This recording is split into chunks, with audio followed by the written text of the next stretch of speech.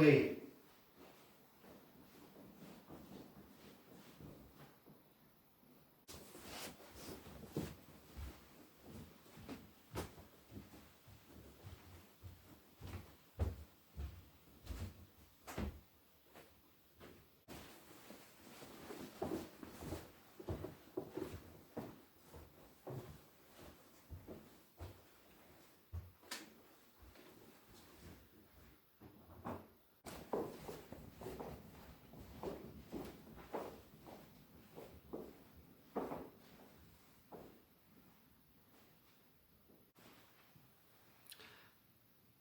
Well, I'm glad you've been able to join me at this secret location, Agent 719, because this information I'm going to share with you now must remain sub secreto. And the information is, it's Baggy Hi Fi time.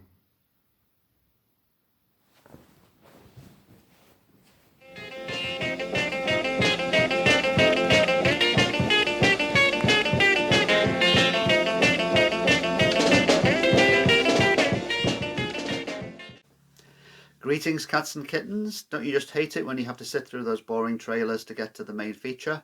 Well, this is the main feature. This is Baggy Hi Fi, channel on YouTube devoted to record collecting and the vinyl community, the VC, in the UK. The theme of this time round, this video, is the 70s, a 70s smorgasbord. And that's because two record shops have opened quite near me recently, which I hadn't previously discovered. One is just about a half-hour drive away, and it's situated in a former pit village, a place where you wouldn't expect ever to find a record shop, especially one with used vinyl. But there it is, and it's a great shop. And the other one is a little bit nearer to me, about 5 miles away, and that is situated in a cafe, which is also an art gallery. And at the back of the shop, or back of the gallery or the cafe, they sell now vinyl. So the records I'm going to show today I seem to have been buying a lot of records, albums which were released in the 1970s, that hairy decade. And a lot of them are quite well-known albums because, you know, these two shops I'm talking about, you wouldn't really expect to find super rare records or super obscure records. You tend to find, 70s, 80s, 90s albums which probably sold quite well, and you can pick them up quite cheap at these two shops. So you will recognise some of these albums, but towards the end I'll be talking about two 70s albums which are a little bit more obscure, two prog items which I've been wanting for quite a while, and I ordered those online. So let's kick off with Sir Paul McCartney and a Wings album. This is the second Wings album, Red Rose Speedway. I didn't own this before, but I picked this up for about £7, and this at the time, 1972, I think this was released, wasn't received very well. I mean, the first Wings album, Wildlife, didn't sell very well at all, and Paul, after leaving the Beatles, insisted that his new project would be called Wings. And I've heard that in the studio when he was recording this, and the first producer, Glyn Johns, he said to him, just treat me as the bass player in the band, as Wings. And as Glyn Johns treated him as the bass player, McCartney took umbrage, and the relationship broke down quite badly, and it took Linda and another band member to try to reconcile matters. But when this was released, it did get quite bad reviews. It said it was quite weak material, not very sort of low-key material. But I think with hindsight we can look back at Paul McCartney's output and see it in a different light. I think people's expectations, at the turn of the 70s after the Beatles ended, were maybe a little bit too high, and you've got to, I think, sort of sympathise with Macca that he was wanting to do something a bit different. I've changed my attitude quite a bit to Paul McCartney. I used to think he was the soppy member of the Beatles, and in a way he is, but I think now I do prefer him, or his solo work, certainly, to John Lennon's, because I'm still to be convinced of the worth of John Lennon's solo records. I think Imagine's one of the most fatuous records ever recorded. But I love the first two Paul McCartney solo albums, Ram and the self-titled one, and I really like some of the Wings output. So this one I do like. I don't think it is his best. Has a nice sleeve, which was partly designed by pop artist Eduardo Pagliozzi. It contains My Love, that schmaltzy tune, but a great tune nevertheless. This one doesn't include the booklet, which I believe was in the original. Yeah, glad to own it. Around about this time, or just before, Paul McCartney again didn't really go down well with the critics when he released Sea Moon, which I picked up recently, single by Wings.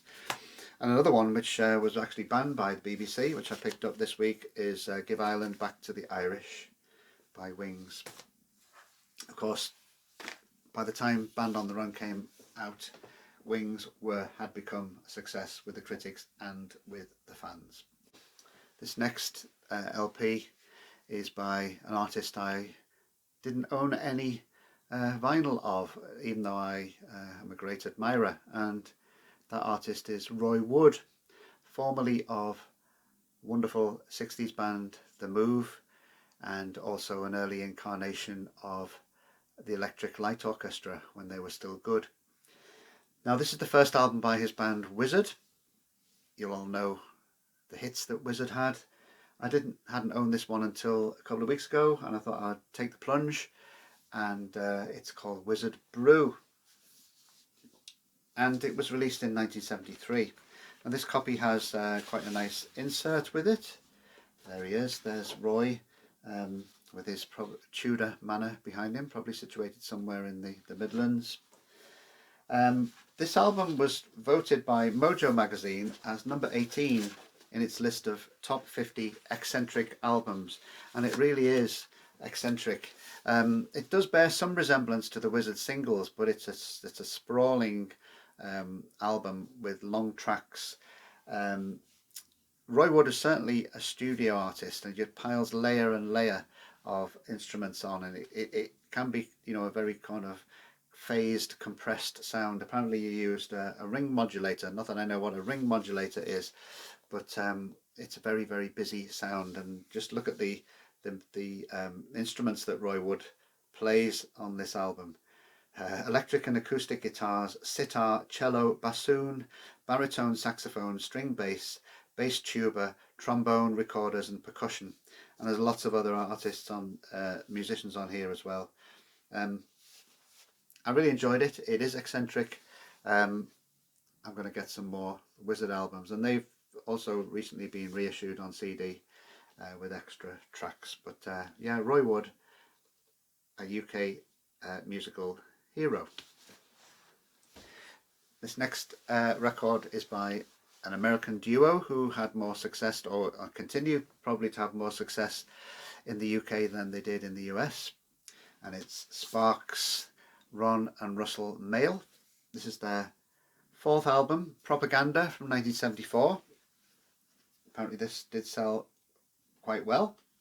There's no one like Sparks, really. In the US, they didn't really, as I mentioned just a few moments ago, they didn't really go down very well. And Rolling Stone critic Robert Christgau said, "They chant or gibber in a style unnatural enough to kill your cacti." Well, yeah, their music is very unnatural in a decade which tended to promote authenticity and rootsiness. You can kind of put these along with Roxy and Bowie, and you know, something I've mentioned in another video, that they drew their influences from well outside usual rock subject matter. And the lyrics, I was just sitting listening to the lyrics of this the other night, which are printed on the inner sleeve. It's on Island Records on the pink rim. It's nice condition, plays really well. Just so odd, and shifting rhythms. I think Ron and Russell Mael must have been brought up on in a household where they just listened to operettas and Gilbert and Sullivan music, because it all has that fast pace and really fast singing. Uh, it's it's a great album though, this one. I didn't have this one before. I've had Kimono in my house, its predecessor, for quite a while, and this is a great follow-up, and it includes the single Something for the Girl with Everything. Sparks propaganda. Now this next artist I've never ever owned an album by, because I must admit I'm a bit snooty about this artist because he's made so many bad records. But I always had a soft spot for his early solo material, and the music he recorded with the Faces, so that's giving it away. And it's the first album I ever bought by Rod Stewart. This is a fantastic bestseller. Every Picture Tells a Story in 1971, number one album in the US and the UK. It features all 5 members of the Faces on it, and when I only bought this one for £5, but it plays really well. When I picked this one up in the shop, which is the art gallery and cafe, the very extrovert owner was getting really excited that I'd bought this album, because he said it was one of his favourite albums. And then he reminisced for quite a while about in his days as a youth in Newcastle upon Tyne, that he liked Rod Stewart so much that he had a haircut, that kind of cockatoo hairstyle, and also got his auntie to make him a red velvet suit with turnips. And he recalled how he received so many compliments from people at the time. So yeah, this is quite folky and bluesy. The playing is really nice on it. It features Mandolin Wind, Maggie May, Reason to Believe. Very strong album by Rod. Such a shame that he went in that disco direction later on. Features Ray Jackson on mandolin from Lindisfarne, and the story is that Rod, when he was compiling the credits on the back of this record, couldn't remember Ray Jackson's name, and so just credited him as the mandolin player from Lindisfarne. The next one is from, what year is this one from? It's from 1977, a bit later in the decade, and it's a collaboration between Pete Townsend and Ronnie Lane.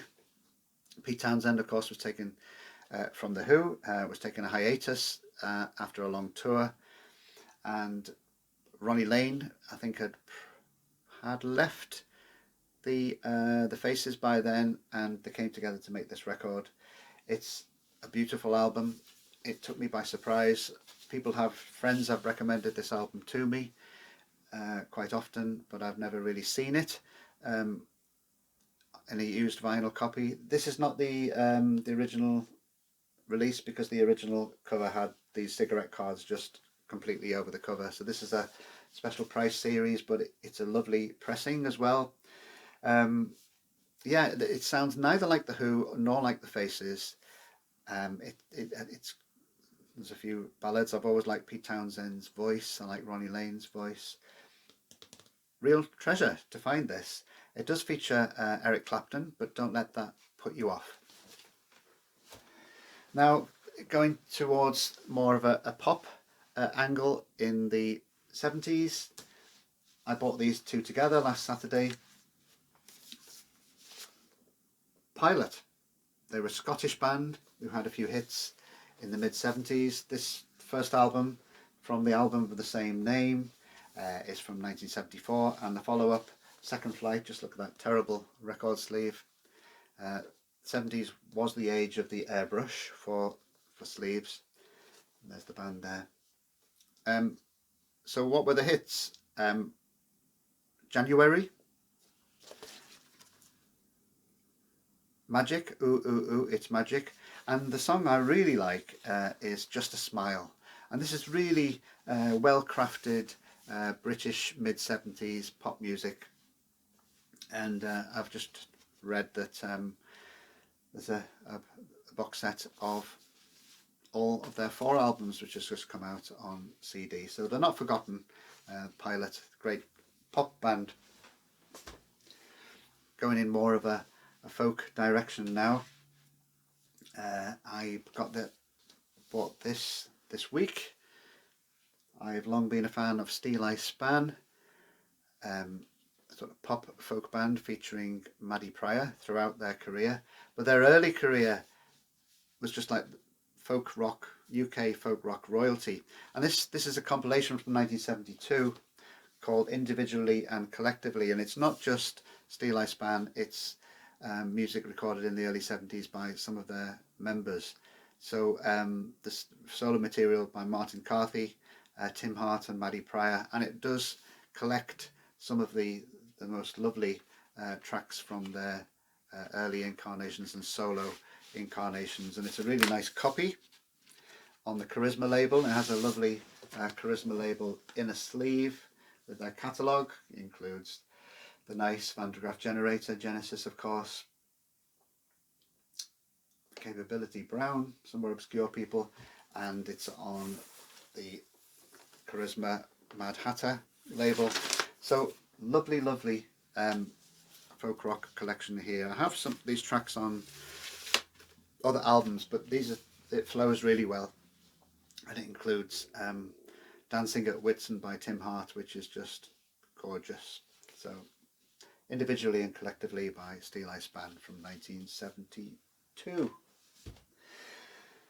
Before I move on to the rarer prog items, another album which sold very well in the 70s, I think this just came out at the beginning of the 70s, 1970, and it's the second album by Randy Newman, 12 songs. I've long been a fan of Randy Newman's first album, which was a very orchestrated affair. Includes one of my favourite Randy Newman songs, Cowboy, and I think It's Gonna Rain Today. This is much more rootsy, and it features Ry Cooder. I don't like it as much as the first album, but I know this is very highly regarded, so it's nice to get a copy of it fairly cheaply. It does have a bit of surface noise. It's on the Orange Reprise label. Randy Newman. As you probably know, one of the things that Randy Newman does as a songwriter is inhabit other characters, and he uses lots of irony. And it sounds like he's, from the deep south, but he isn't. Very sophisticated songwriter, still going strong today and still making film music as well. But this is, I do like that sleeve though. That's one of the things I've always been attracted to with this record, and now I own it.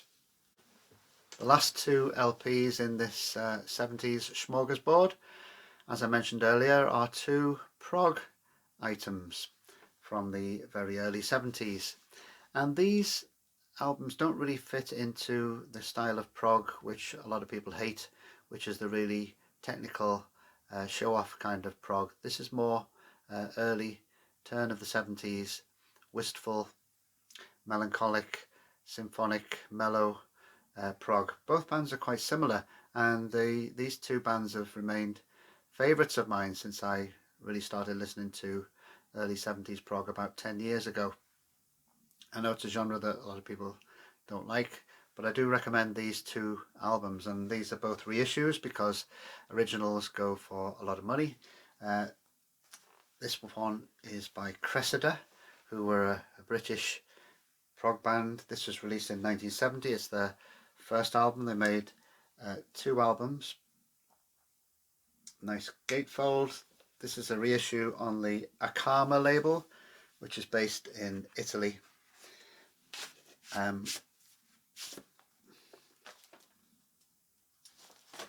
It's, as I said, very mellow, symphonic. Doesn't feature a lot of keyboard. Well, it just features Hammond organ, but no real synthesizer on show here. But so it's a one I've long wanted to have, and it's this lovely reissue, as I say, with this very nice heavy stock card gatefold sleeve. And the next one is one I probably even like even more, and this is by another UK prog band called Spring. And this original of this would cost you about £2,000. It was originally released on the RCA Neon label, and that was an offshoot of RCA label. their prog rock label.